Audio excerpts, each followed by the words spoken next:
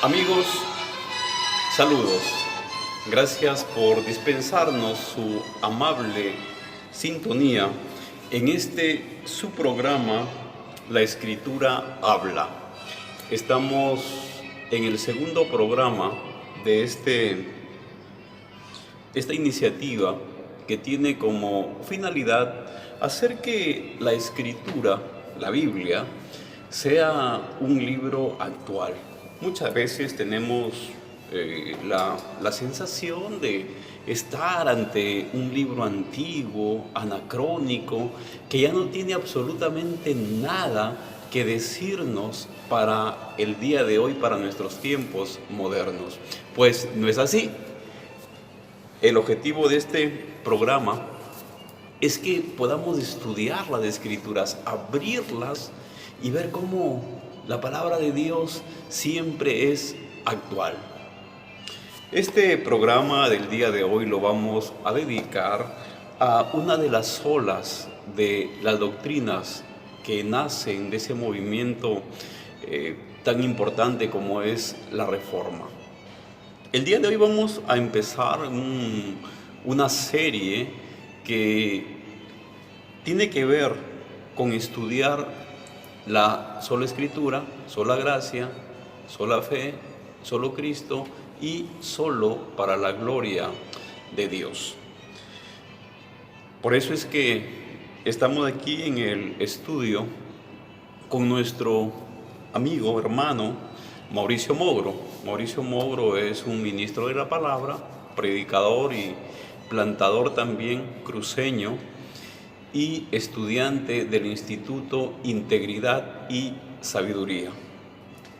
Quien le habla, su anfitrión Edwin Gutiérrez, es pastor, misionero, plantador y también estudiante del Instituto Integridad y Sabiduría. Mauricio, gracias por acompañarnos. Un programa más, el segundo programa, como repito.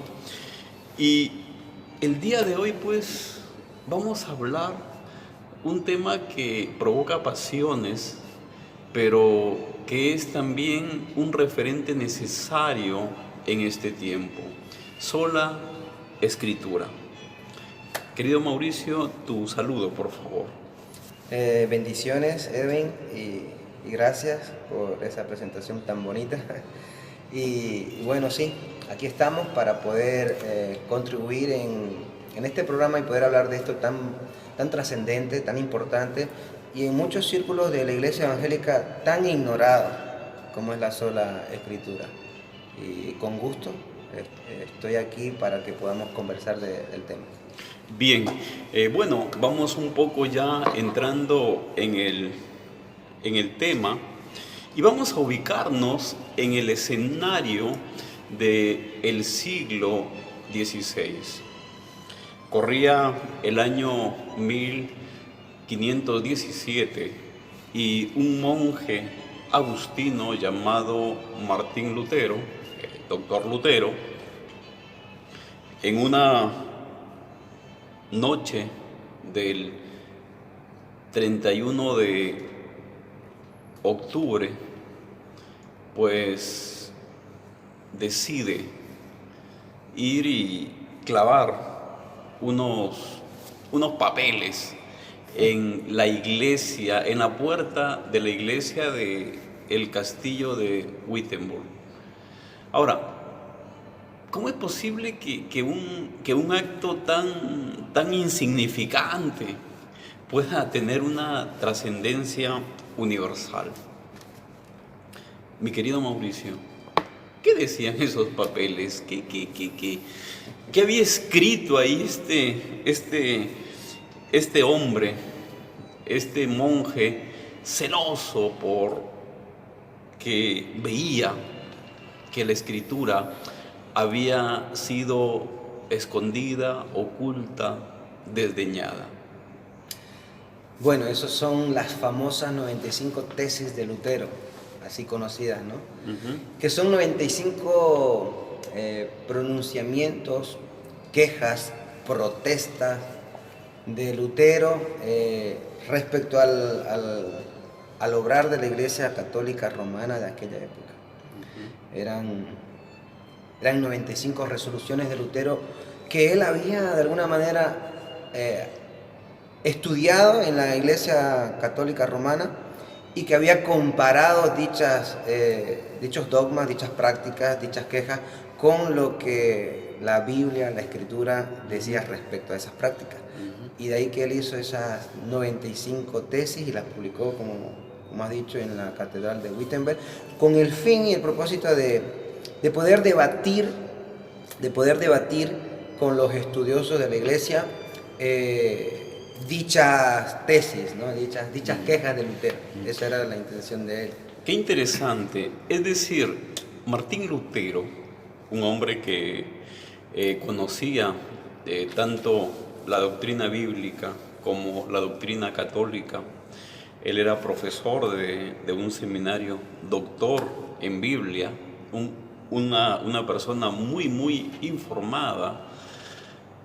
De pronto coge la Biblia y coge la doctrina de la Iglesia Católica y seguramente encontró incoherencias, seguramente él reflexionó y dijo, la Biblia va por un lado y nosotros como Iglesia Católica vamos por otro. ¿Qué encontró Martín Lutero? Bueno, se encontró con la palabra de Dios y se encontró con la palabra infalible e inerrante de Dios, y yo creo que haría bien en añadir este otro término, autoritativa de Dios, por encima de todo lo demás. Todo un hallazgo. Todo un hallazgo en aquella época, por supuesto, porque sí, aún no hemos hablado de cómo estaba la situación en la época, pero Lutero se encontró con la palabra de Dios y se encontró con la salvación de Dios, con lo que Dios tenía para su iglesia y cómo debía conducirse esa iglesia. Y cuando vio que él se encontraba en una iglesia que distaba tanto de lo que encontró en la palabra de Dios, protestó. Eso es lo que Martín Lutero encontró en la palabra. Claro, por eso es que se le llama también, de ahí sale, ¿no?, el movimiento de la iglesia protestante. Bien, hablemos un poco de este hombre, Martín Lutero, un hombre pues que estaba estudiando en la universidad para ser abogado. De pronto, en un momento de mucha angustia, estaba atravesando un bosque y de pronto una tormenta eléctrica pues impresionantemente asedia su vida, a tal punto que él dice, bueno, aquí ya me voy a morir, pero se encomienda a Santa Ana y le dice, Santa Ana, si tú me sacas de aquí, bueno, me hago monje.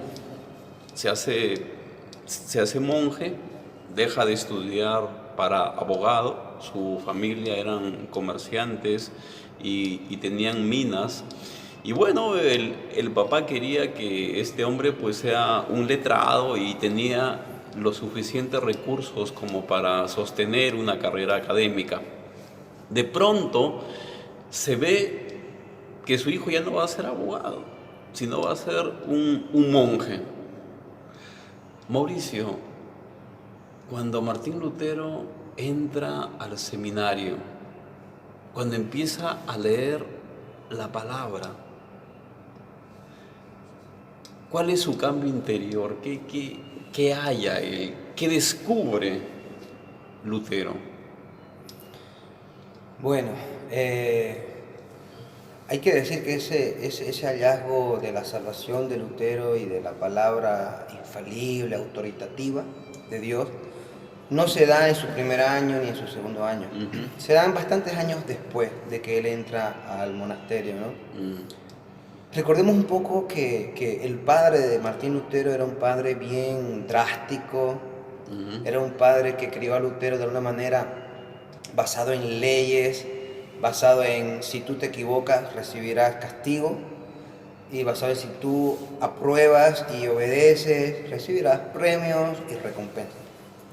Entonces, Martín Lutero tenía un alto sentido de las leyes, un alto sentido de las leyes y un alto sentido de infringir leyes, ya sean familiares, ¿no? Dentro de un círculo padre, madre e hijos.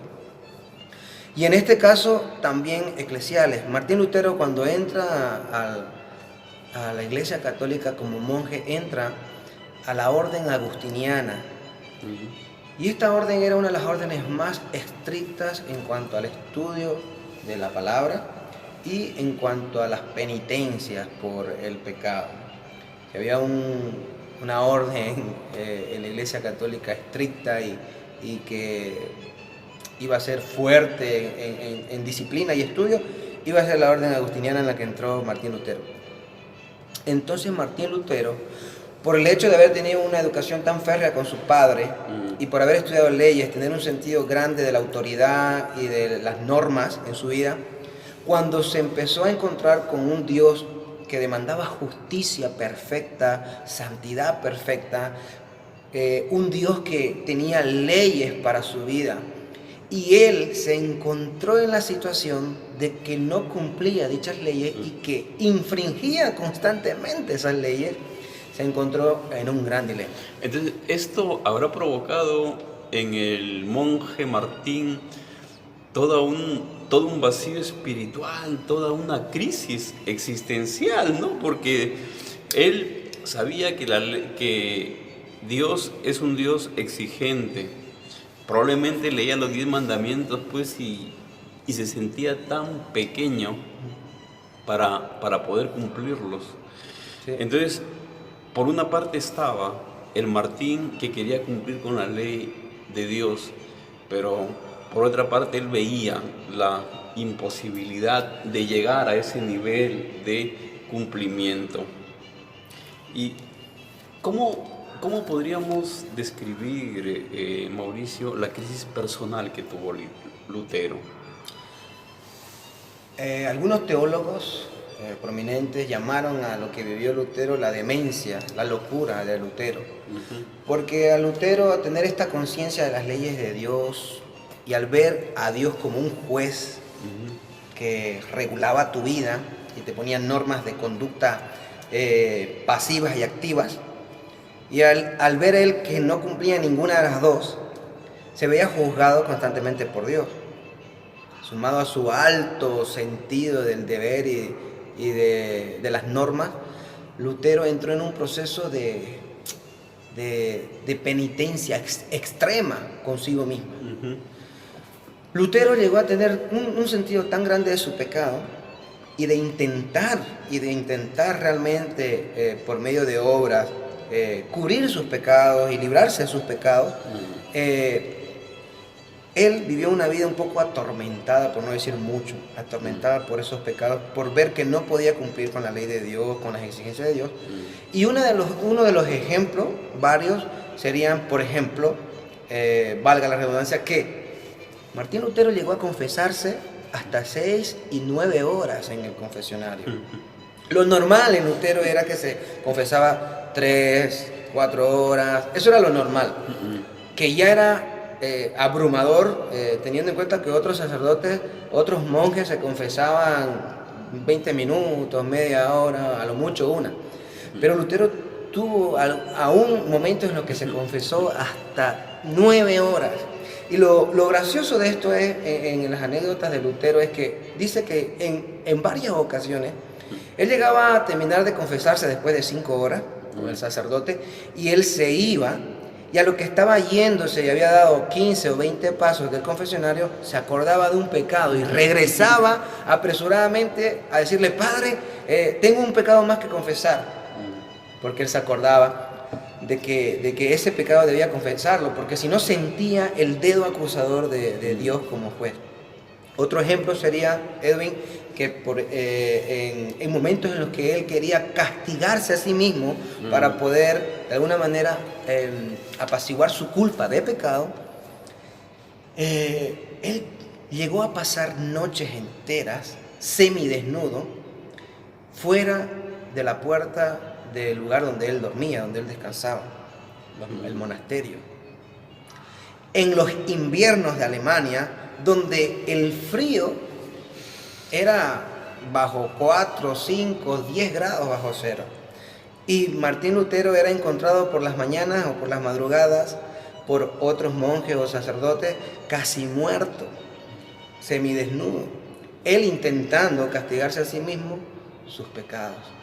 Y finalmente, con esto acabo, Lutero, después de recuperarse un par de días de la hipotermia y estar a punto de morir, 2, 3 días después volvía a hacer lo mismo, se volvía él solo a dejarse fuera en la calle durante la noche, en el invierno, para castigarse a sí mismo por sus pecados. Lo que intentaba era poder sanar el peso de su pecado que él entendía que Dios le demandaba por sus culpas.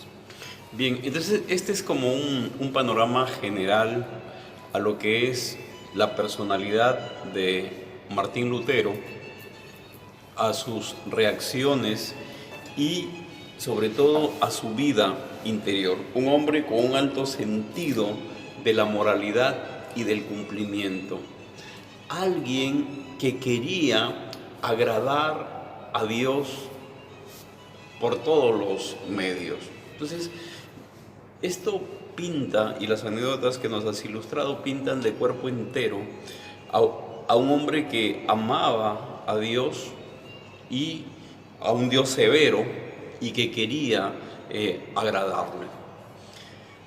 Pero de pronto él se encuentra con un versículo de Romanos, estudiando la palabra, se encuentra con este pasaje que le cambia totalmente la perspectiva. Ese hombre que quería agradar a Dios en sus fuerzas, de pronto tiene una revelación, una iluminación, y estamos seguros, mi querido Mauricio, que nuestro Señor desde el cielo, al ver a este hombre tan necesitado de su gracia, pues decide intervenir, decide alumbrarle a través de la palabra. Coméntanos, mi querido Mauricio, sobre este versículo de Romanos. Bueno, el versículo se encontraba en la carta a los Romanos y capítulo 1, versículo 17 es el siguiente que se encontró Martín. Porque en el Evangelio la justicia de Dios se revela por fe y para fe.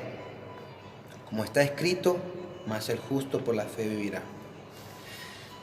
Antes de encontrarse él con este pasaje y que el Señor le revelara, por supuesto, la salvación a través de él, Martín Lutero solamente tenía la percepción de la palabra justicia y derivaba de ella que Dios era un juez. Correctamente, además, porque lo era. Dios lo es. Dios es un juez y es un juez justo que va a demandar justicia de todos los pecadores en el día final. Sin embargo, cuando ya Lutero se encontró con este pasaje, él ve la luz. En sus palabras, como él lo dijo, dice que volvió a nacer, sintió que volvió a nacer y que todas sus cargas se habían ido. ¿Por qué? Porque él entendió que era en el Evangelio de Dios que la justicia que Dios mismo demandaba se revelaba al ser humano, en este caso a él, por fe y para fe. Es decir, que era solo a través del Evangelio, de ese mensaje en el que Cristo es presentado como el Hijo de Dios, quien pagó por los pecados del mundo y que todo aquel que se arrepienta y crea en él no se perdería, sino que tendría vida eterna. Él entendió este mensaje y entendió a través de este versículo que esa obra era la que le atribuía a él justicia a través de la fe en esa obra. En ese momento, él fue despojado de todas sus cargas, de todas sus obras que él quería hacer para poder lograr la justicia que Dios le demandaba, y entendió que en Cristo y solamente en Cristo estaba la libertad de todas sus obras, la libertad del pecado y la libertad ahora a vivir para Dios de corazón y servirle a Él conforme a lo que su palabra estipulaba, pero ya no de la manera que lo hacía antes, tratando de conseguir su propia autojusticia, trabajarla para sí mismo, sino que encontró que es a través de la fe, a través del Evangelio de Dios, que el ser humano es justificado, es decir, declarado justo legalmente delante de Dios.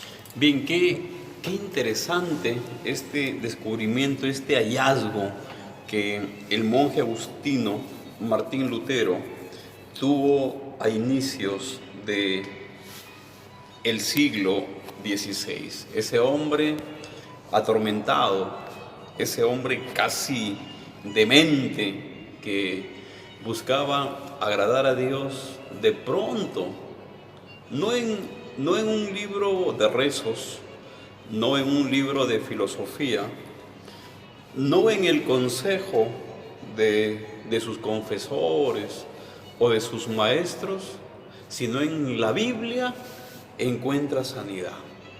Romanos 1:17 sanó a Lutero. El loco ahora estaba cuerdo. Amén. Descubrió la salvación por fe, fue iluminado por el Espíritu Santo, volvió a nacer, como él mismo lo dice. Entonces, ya, mis queridos amigos, estamos ya armando el rompecabezas. Tenemos a un personaje, Martín Lutero, un hombre que le prometió al Señor servirle, seguirle, o en todo caso le prometió a una virgen, pero ahora de pronto se encontró con el Dios vivo, hablándole, sanándole a través de la Escritura. Entonces, las 95 tesis de 1517 son como una progresión lógica de este hombre que seguramente, pues, al encontrar sanidad en la Escritura, al encontrar claridad en la Escritura, al encontrar iluminación en la Escritura, amó las Escrituras y su relación con el Señor mejoró. ¿Cuáles fueron los pasos, mi querido Mauricio? ¿Qué pasos dio Martín después de esta iluminación? El Martín ya nacido de nuevo. El Martín que se encuentra con Romanos 1:17 cambia, se transforma, ya no es el mismo. ¿Qué pasó con Lutero? Bueno, Martín Lutero volvió a nacer. Para Martín Lutero toda su vida y todo el sentido religioso y todo concepto de Dios cambió. Ahora vio a Dios y el Evangelio como la muestra más misericordiosa, como el punto máximo y el clímax de la expresión del amor, al ver a Cristo siendo el Hijo de Dios crucificado por él. Y claro, en esa época Lutero estuvo atento a algo que estaba empezando a ocurrir, porque la Iglesia Católica se gastó prácticamente todas las arcas del dinero que habían en aquella época bueno, despilfarrándolo malamente. Los papas eran hombres que despilfarraban el dinero en fiestas, en comidas, cenas glamurosas. Y cuando León X quiere construir o reconstruir la Catedral de San Pedro, hace pedir o propone esto que se llama las indulgencias, las famosas indulgencias, que no era otra cosa que vender la salvación, en un sentido amplio y resumido. ¡Qué terrible! ¡Qué terrible! Es decir, la Iglesia vendiendo la salvación al cielo. La Iglesia que... por dinero. Obvio, que se supone era la guardiana de la Escritura, de la santidad de Dios, representando a Cristo, pues empezó a comerciar y a comercializar la fe. Vamos a contextualizar un poco cómo se llega a las indulgencias. El Papa León X, pues, se estaba en una serie de construcciones apoyado principalmente por los reyes católicos. En 1492, 25 años antes de este episodio que estamos hablando y que nos ocupa el día de hoy, de 1517, habían pasado dos eventos fundamentales en la historia de la humanidad y sobre todo un evento que nos toca a nosotros como parte del continente americano. En 1492, luego de 10 años de batallas, el reino de Granada era integrado a España. Los esposos Fernando e Isabel, los conocidos posteriormente como los Reyes Católicos, expulsan a los musulmanes de suelo español y ahora sí un reino cristiano católico se unificaba. Bien, por otra parte, en ese mismo año, en 1492, el 12 de octubre, Cristóbal Colón llegó aquí a las costas de América y se abre todo un continente con muchas riquezas, un continente pues que los reyes católicos, por intermedio del Papa, se apropian del continente, todo lo que hay aquí, los habitantes e incluso los tesoros. El Vaticano dice, bueno, América va a ser como mi caja chica para empezar toda una serie de construcciones. Pero las cosas no salieron como el Papa pensaba, ¿verdad? Cuando estaba en medio de todas estas construcciones, se le acabó el dinero, ya no había más. Entonces es ahí donde empieza a vender la salvación llamada indulgencias. Ahora, amigos, ubiquémonos un momento en el corazón de Martín Lutero, en la mente de Lutero.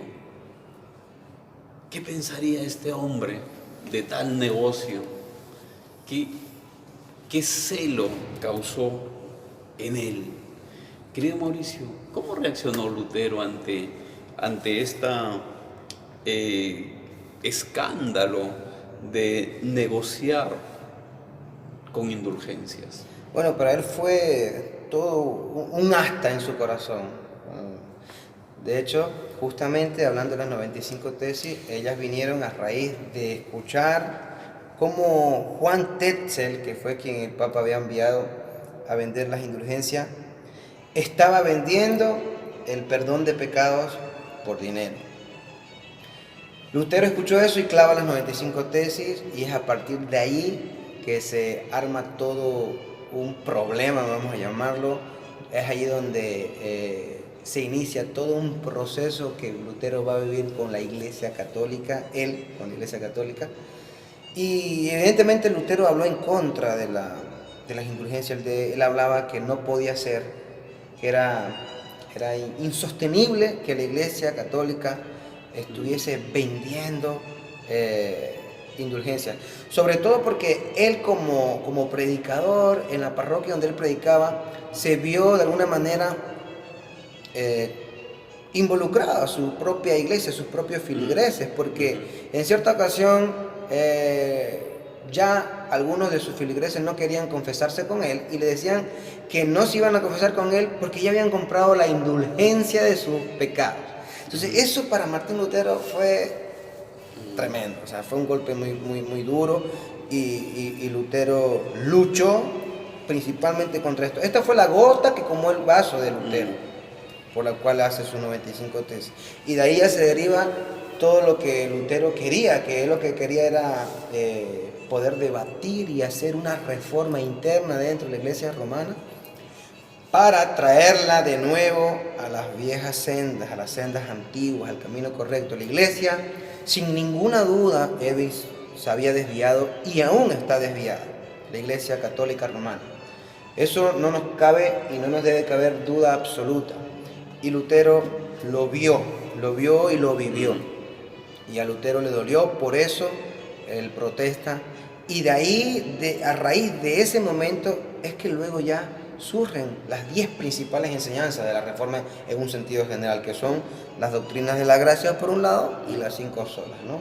Que hoy estamos hablando de la sola escritura, o vamos a hablar de ella dentro de un momento. Sí. Lutero quería un debate. Quería un debate que de momento a Lutero al principio no se le dijo que iba a tener, es más, se le negó y por supuesto lo único que obtuvo fue que todo el poder de la Iglesia Católica Romana vaya en contra de Lutero y se le exija por activa o pasiva que se retracte de esos escritos. Y había hecho otros escritos, otro tipo de artículos también denunciando más concretamente sus ideas de las 95 tesis, exponiéndolas de una forma más grande, ¿no? Él escribió la cautividad babilónica de la Iglesia, atacando por completo a la Iglesia católica. Y bueno, Lutero era un hombre de armas tomar, era un hombre bastante fuerte, de un carácter fuerte, ¿no? Y yo creo que Dios también usó a Lutero justamente porque Dios le había dado ese carácter que era pertinente para hacer lo que Lutero luego iba a hacer. Bien, entonces ya tenemos ya el marco histórico, ya tenemos ya al personaje definido y ahora sí vamos a entrar un poco más de lleno a hablar de lo que significa sola escritura. Entonces, en primer lugar, esto de la autoridad de la Biblia no fue una ocurrencia de Lutero. Esto de que hay que basar toda la enseñanza, toda la práctica, toda la doctrina en la palabra, no fue algo que un invento de Lutero. Mi querido Mauricio, ¿cuáles son las bases bíblicas para que Lutero y bueno, y luego posteriormente todos los reformados hasta ahora, enarbolen la tesis de la sola escritura? ¿Tiene sustento bíblico? ¿Está en la Biblia? ¿O fue la mente afiebrada de Martín la que generó esta tesis? Bueno, primero es necesario que sepamos dónde se origina, aparte de la Biblia, en qué momento se podría decir da a luz la doctrina como tal para enalborarla después y decir que sea el grito de batalla dentro de la Reforma, ¿no? Lutero, años después, tiempo después, consigue lo que es presentarse en la dieta de Worms ante las autoridades eclesiales y ante las autoridades también del gobierno. En esa dieta su oponente era Johann von Eck, que era en aquella época el mejor teólogo que la Iglesia Católica tenía en ese momento, el mejor teólogo de ellos. Lutero fue muy ilusionado ahí a querer debatir sobre el tema de las 95 tesis y de la posibilidad de reforma, cuando en realidad él se encontró con que la Iglesia no quería debatir nada. La Iglesia, para lo único que lo había citado, era para exigirle a Lutero que se retractara de lo que él había dicho y lo que él había escrito. Lutero pide un día de 24 horas de permiso para poder pensar, para poder reflexionar qué hacer. Le conceden esas 24 horas y al día siguiente, ya estando de nuevo en la asamblea de Worms, se le dice a Lutero que deje de dar rodeos y que sea directo, que estaban dando muchos rodeos, ¿no? Y Lutero le contesta, ¿no? Esa frase famosa de Lutero de tú quieres una respuesta sin cuernos ni dientes, yo te la voy a dar. a menos, dice Lutero, que yo sea convencido, dice, por las escrituras o razones evidentes, dice Lutero, de que lo que yo he escrito y he dicho está mal, a menos que se me convenza, no es bueno, no quiero ni me voy a retractar de lo que he escrito. Porque no es bueno ni sano, dice Lutero, ir en contra de mi conciencia, de la conciencia. Y la conciencia de Lutero, él dice, mi conciencia, dijo, es cautiva, y aquí se enalbora por primera vez entonces la sola escritura, es cautiva a la palabra. Y no es sano ir en contra de la conciencia, a Dios que me ayude. ¡Boom! En ese momento sale sola escritura. ¿Cuál es el punto? Mi conciencia es cautiva a la palabra. Lutero le dice al gobierno, le dice a los papas, le dice al magisterio de la iglesia, ustedes se han contradicho múltiples veces entre ustedes mismos. Por lo tanto, yo tengo una autoridad superior a ustedes, que es la escritura, y mi conciencia y mi vida está cautiva a ella. Y yo no puedo retractarme de nada. Que Dios me ayude y que pase lo que pase. Ahí surge y ahí inicia sola escritura. ¿Y cuáles son las bases? Bueno, Isaías 8:20 dice a la ley y al testimonio. A la ley y al testimonio. Si no hablan conforme a esta palabra es porque no hay para ellos amanecer. El contexto era que en los tiempos del exilio había muchos falsos profetas antes del exilio. Y estos falsos profetas no hablaban conforme a la ley de Dios. E Isaías dice, por inspiración del Señor, a la ley y al testimonio. Lo que está escrito y lo que se ha dicho y lo que Dios ha dejado. Aquel que no hable conforme a esto, no vivirá, está en la oscuridad, no hay amanecer para él, va a morir. Este es uno de los principales aspectos de la sola escritura. Luego nos encontramos también en el Salmo 119. Vamos a leerlo, Salmo 119, el versículo 105, dice lo siguiente.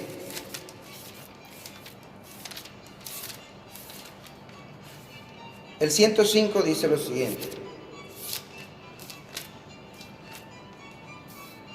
Lámpara es a mis pies tu palabra y luz para mi camino. Es decir, la palabra de Dios es aquella luz que guía tu camino.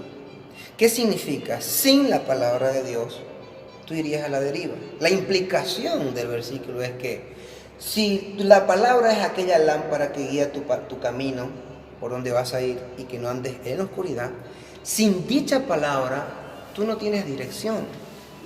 Entonces tú te pierdes del camino correcto y te pierdes de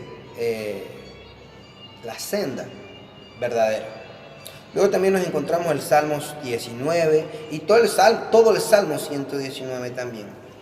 En el Salmo 119 es especialmente bueno porque nos habla de la perfección de la palabra de Dios. Es un salmo exquisito. El Salmo dice a partir del verso 7, la ley del Señor es perfecta. ¿Qué significa perfecto, Edwin? ¿Tú qué crees que se puede pensar cuando algo es perfecto? Completo, cabal, sin error, integral, exactamente. Sin ninguna imperfección. Exactamente.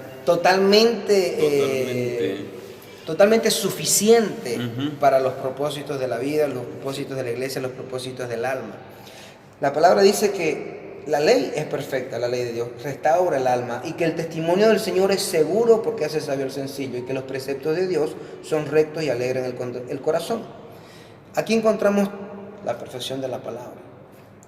En el Salmo 119 por completo encontramos todo un testimonio. Hemos leído solamente el 105. Además de eso, nosotros encontramos que la palabra de Dios fue inspirada por Dios, inspirada por su Espíritu Santo, por el Espíritu Santo. En 2 Timoteo 3:16 se habla de que toda la palabra ha sido inspirada por Dios y útil para redarguir, enseñar, instruir, justicia.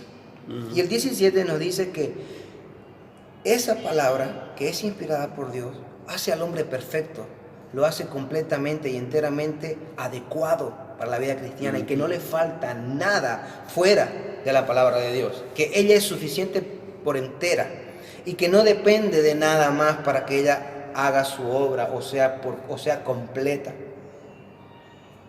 A mí me gusta lo que dice el Salmo 138:2, que habla de que Dios ha engrandecido su palabra por encima de todas las cosas. Dios ha engrandecido su palabra por sobre todas las cosas, al igual que su nombre. Es decir, que su palabra es tan alto como lo alto que está su nombre, su gloria, y eso es indiscutible. ¿Y cuál era el problema, Edwin, de aquella época que Lutero se encontraba con la iglesia? El problema principal respecto a la escritura era que para la iglesia católica de antaño y aún hoy, según la iglesia y según su catecismo, son las tradiciones, el magisterio de la iglesia y el Papa los que tienen autoridad y los que complementan a la escritura para el gobierno de la iglesia y la salvación del alma del ser humano. Bien, bastante interesante este tema, esta ponencia. Entonces, amigos, lo que estamos ahora mismo ya desgranando es haciendo una revisión bíblica de sola escritura. Se ha mencionado Isaías 8:20, Salmo 119:105, Salmo 138:2 en el Antiguo Testamento. En el Nuevo Testamento, 2 de Timoteo 3:16, el apóstol Pablo, escribiéndole a su discípulo Timoteo y hablándole también de la palabra. Mi querido Mauricio, al día de hoy, en este tiempo, ¿han cambiado las cosas? Sola Escritura sufre también los avatares de personas, de instituciones que quieren poner otros elementos, otras creencias, otros libros, otras doctrinas a un nivel igual que la Escritura, porque solo Escritura lo que entraña es que la autoridad máxima para la obra y la práctica, o la fe y la práctica de toda obra cristiana, está en las Escrituras. Si hacemos una evaluación al día de hoy, en este tiempo, ¿solo Escritura también está sufriendo las amenazas? Por supuesto, sí. Bueno, decir que la reforma que Lutero quiso hacer no se dio en la Iglesia Católica. Es decir, la Iglesia Católica está igual que en el siglo XVI. Se dio un movimiento llamado el movimiento protestante entonces, donde surgen las iglesias evangélicas como las conocemos hoy en día, y que en su origen abrazaron con todo el corazón la sola Escritura. Y como bien has dicho, la práctica y la fe, es decir, el conjunto de creencias y el conjunto de práctica que yo voy a hacer, iban a estar solamente basadas en la palabra de Dios. Hoy en día, siglo XXI, ¿se mantiene este principio en la iglesia evangélica o en la iglesia católica? Bueno, hemos dicho que en la iglesia católica no.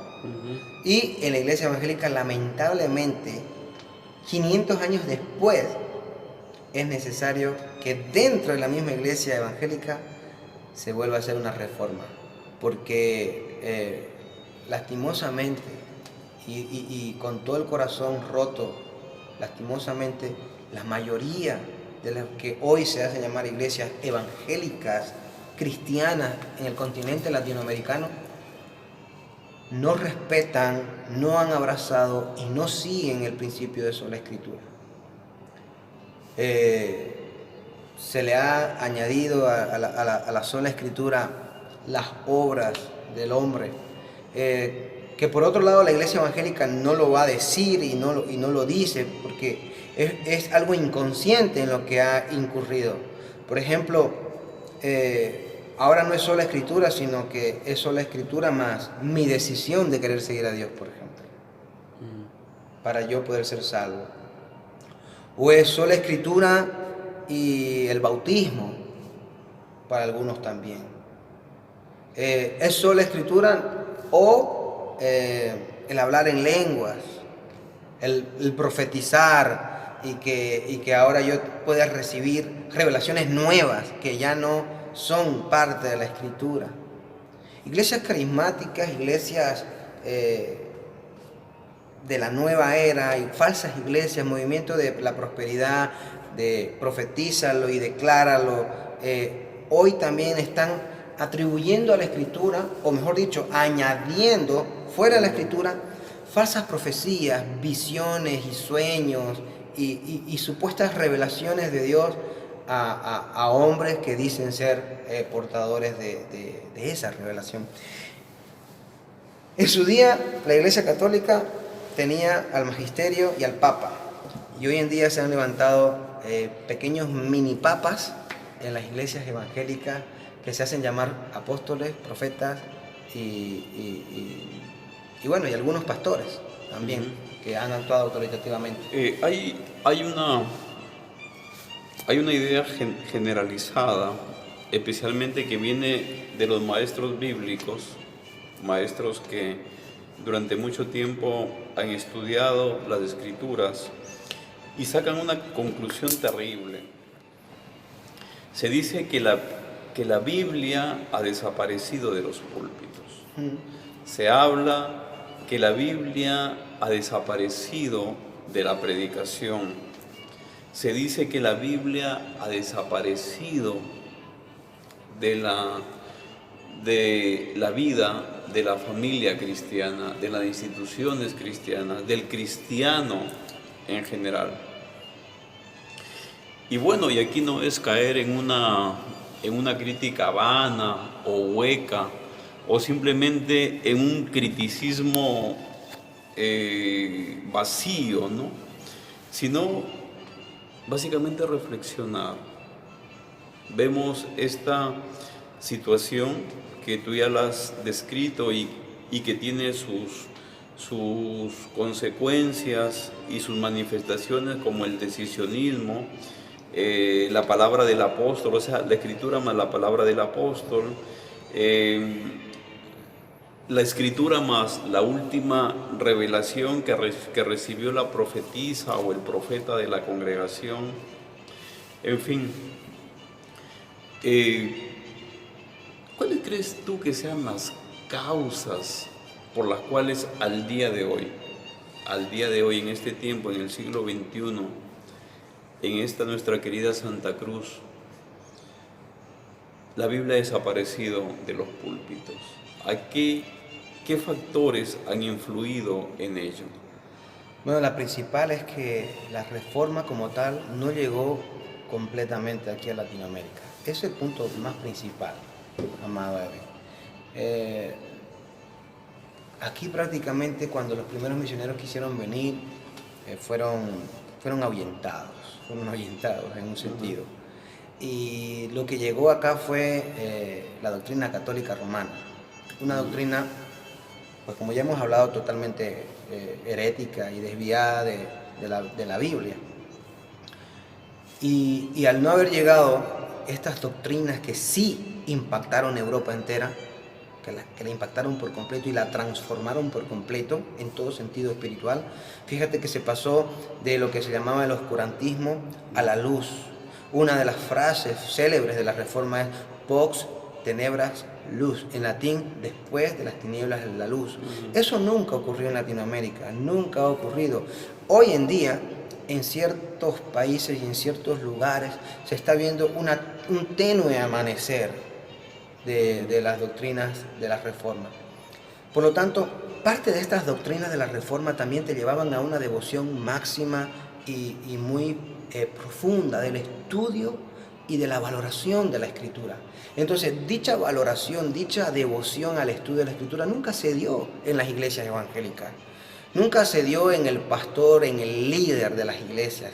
Los pastores se conformaron con ir a un seminario, estudiar lo que tenían que estudiar, llegar a sus congregaciones y el día de la predicación, un momento antes, leer 2, 3 versículos, pensar 5 minutos qué van a hablar y subirse al púlpito sin haber estudiado la palabra de Dios para alimentar al pueblo.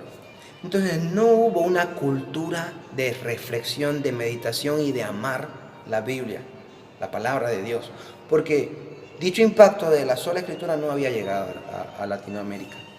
Si a eso le sumamos el orgullo y la vanidad que surge en el corazón de los hombres, predicadores y pastores, que sin ser falsos profetas simplemente comenzaron a predicar de forma temática y selectiva según ellos querían y hablar de las cosas que ellos deseaban hablarle a las iglesias, pues se agravaba la situación y era difícil, ha sido difícil que se atengan exclusivamente al texto de la Escritura, la cual es la única vía para que el hombre sea maduro, para que el hombre conozca completamente la voluntad de Dios a cabalidad, para que el hombre esté entendido en los tiempos en que se viven, para que el hombre pueda ser esa luz, esa sal, esa columna y ese sostén de la verdad. Entonces, la iglesia evangélica en Latinoamérica no ha podido cumplir con todo eso porque no se heredó el sola Escritura en Latinoamérica.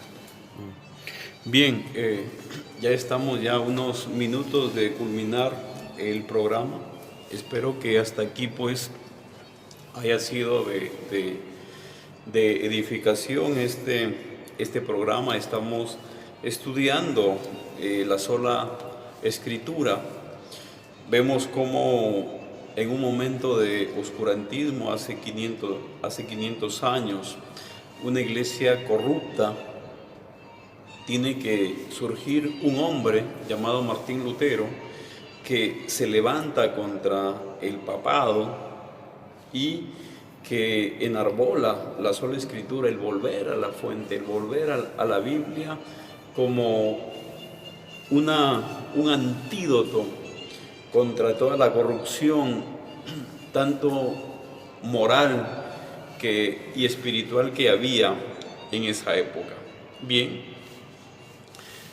de 1517 hemos saltado al siglo XXI, al 2019, y encontramos un panorama casi similar, por no decir similar o peor, porque nuestro hermano Mauricio nos hablaba como de un retroceso.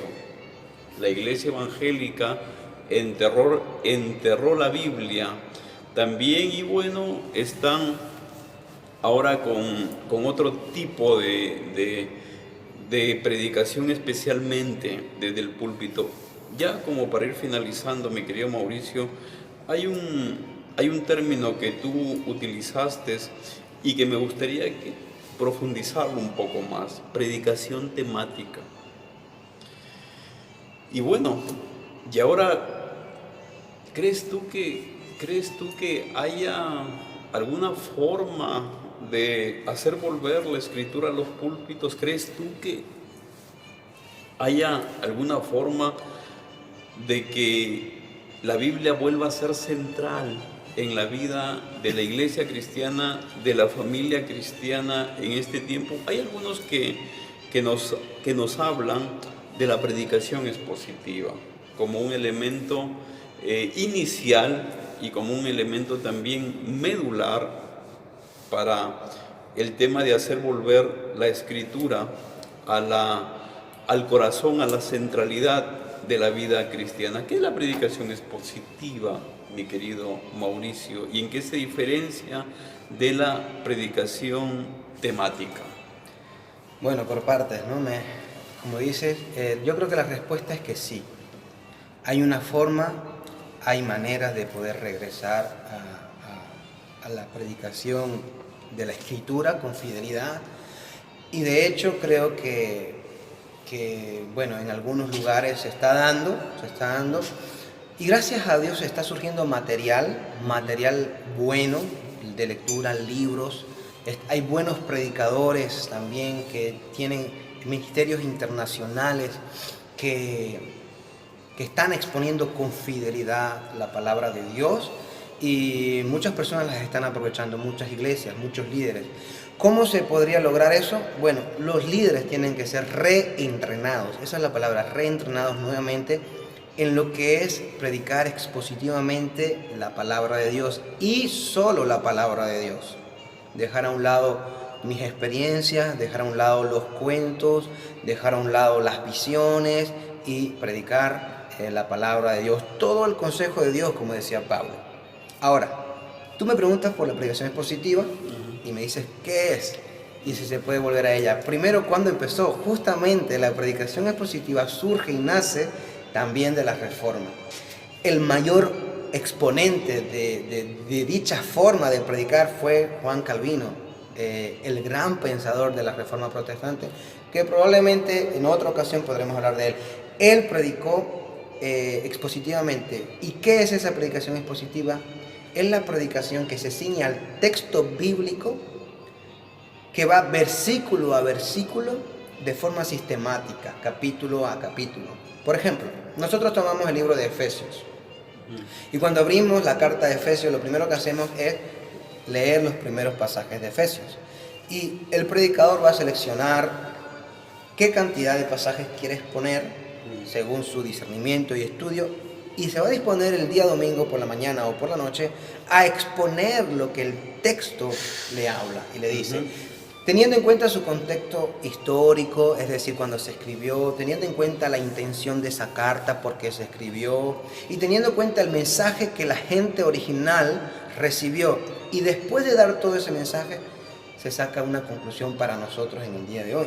Entonces, la predicación expositiva es predicar texto por texto, versículo por versículo, sin saltar ni un solo versículo o capítulo de la carta o libro bíblico que hemos decidido predicar. Es una predicación maravillosa porque también nos ayuda, a los predicadores temáticos les ayudaría mucho, porque te soluciona el tema de estar pensando qué voy a predicar el domingo. Imagínate un pastor 5 años después que solo predica temáticamente, cada domingo tener que exprimirse la mente y el cerebro para pensar qué predico. Porque tienes que estar inventando temas y pensando en qué voy a predicar, Él tiene dos opciones: o se repite mucho o tiene que pensar mucho para predicar. Sin embargo, de esta forma se escoge una carta, se escoge un libro de la Biblia y tú te pones a predicarlo versículo por versículo. No tienes que pensar qué voy a predicar la semana que viene, porque el texto que va por delante te va a decir lo que tienes que predicar. Y esa es la predicación expositiva que nos da a nosotros el alimento verdadero que la iglesia y nosotros como líderes necesitamos de parte de Dios. Es la Biblia el fundamento principal. Entonces, Mauricio, hemos visto el grave problema de lo que es alejarse de la Escritura y las gravísimas consecuencias que esto trae.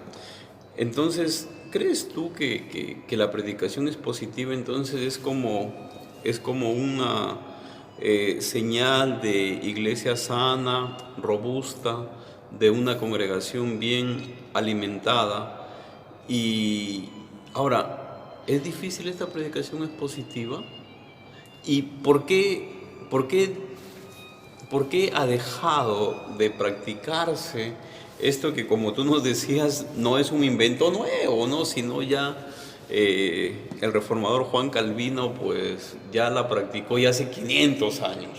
O sea, estamos, creo, ahora mismo en el momento de desempolvar cosas como sola escritura, pero concretamente la predicación expositiva. Ilústranos, hermano, ¿por qué se ha perdido la predicación expositiva o es difícil? ¿Qué pasó con la predicación expositiva? Bueno, la primera pregunta, la respuesta es sí.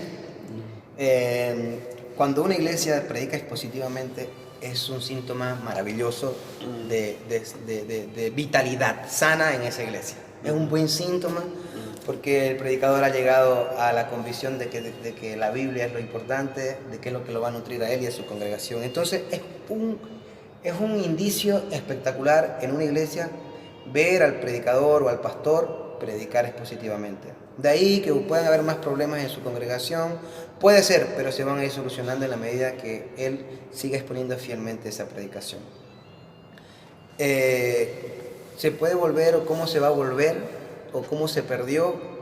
La verdad es que no sé cómo se perdió. Yo vuelvo a pensar que tal como la sola escritura no llegó correctamente o prácticamente nula a Latinoamérica, de la misma manera la predicación expositiva tampoco llegó. Ese yo creo que es el hecho. Porque iba ligado, ¿no? Iban como que de la mano con sola escritura. Y al no llegar la una, no llegó la otra. Y ya cuando empezaron a haber predicadores, pastores, evangelistas, ya eran predicadores temáticos, de una escuela ya, se podría decir, desviada del protestantismo original y de la reforma que vino de Estados Unidos ya. Entonces, yo creo que por eso no llegó, pero sí que hay un viento de regreso a la predicación positiva. Ahora hay algunos que otros líderes que están comenzando a poner en práctica, se están enterando de que existe. Es difícil, me hiciste la pregunta de la predicación positiva, se podría decir que un poco, no completamente difícil del todo, pero si se practica es como todo, ¿verdad, Edwin? Todo aquello que se practica en breve se hace un hábito fácil de seguir. La predicación expositiva le exige al maestro, al predicador, al pastor, que pueda estudiar un poco más los contextos de los pasajes, quiénes fueron los que escribieron, el que escribió, quiénes recibieron ese mensaje original, cuál es su sentido, no perder el hilo de pensamiento de principio a fin de una carta bíblica, y hace que pensemos un poquito más, es verdad, y que nos preparemos más, pero también su contribución y su fruto es muchísimo más grande y mayor que la predicación temática. Bien, muchas gracias, Mauricio. Bueno, amigos, se nos pasó una hora volando. No queremos abusar tampoco de el tiempo suyo. Le agradecemos por habernos dispensado su atención y esperamos pues que en los próximos temas que vamos a tratar también lo tengamos a usted como oyente y como participante de este programa. El día de hoy en Sola Escritura hemos visto pues cómo de un momento tan complicado, tan difícil, de pronto aparece una luz. Y también hemos venido a nuestra realidad, al siglo XXI, y hemos descubierto esta joya que es la predicación expositiva. Mi querido Mauricio, te agradezco por este tiempo precioso que hemos pasado. Esperamos pues que podamos continuar con su programa. La Escritura habla, abriendo la Biblia y alumbrando a nuestro tiempo. Tu palabra de despedida, mi querido Mauricio. Simplemente que deseamos, ¿no? Es nuestro deseo que los oyentes de alguna manera puedan despertar a la sola Escritura, puedan interesarse por la reforma protestante y poder averiguar por sí mismos un poco más, puedan estar pendientes de que nosotros, contigo, Edwin, vamos a estar exponiendo las demás solas, las 5 solas de la reforma. Hoy hemos hablado de un poquito de lo que ocurrió en el contexto y luego la sola Escritura. En el próximo programa estaremos hablando de sola gratia, solamente por gracia. Y bueno, que nuestros oyentes puedan contribuir también con sus comentarios, decirles a ellos que estaremos atentos a lo que puedan escribirnos y puedan decirnos aquí abajo del video. Ellos pueden comentar y sugerirnos también en el futuro qué temas o qué dudas tienen respecto a algo en la vida cristiana o de la iglesia, para que nosotros lo tomemos en cuenta en futuros programas, ¿no? Muchas gracias por la oportunidad de poder nosotros aquí hablar y conversar y de poder contribuir para la obra de Dios con este valioso tiempo en el cual hablamos de algo aún más valioso, que es la palabra de Dios. Bien, muchas gracias amigos. Fue este su programa, La Escritura Habla, y esperamos pues que lo podamos tener a usted también como acompañante, como compañero en este su programa. Muchas gracias y hasta la próxima emisión.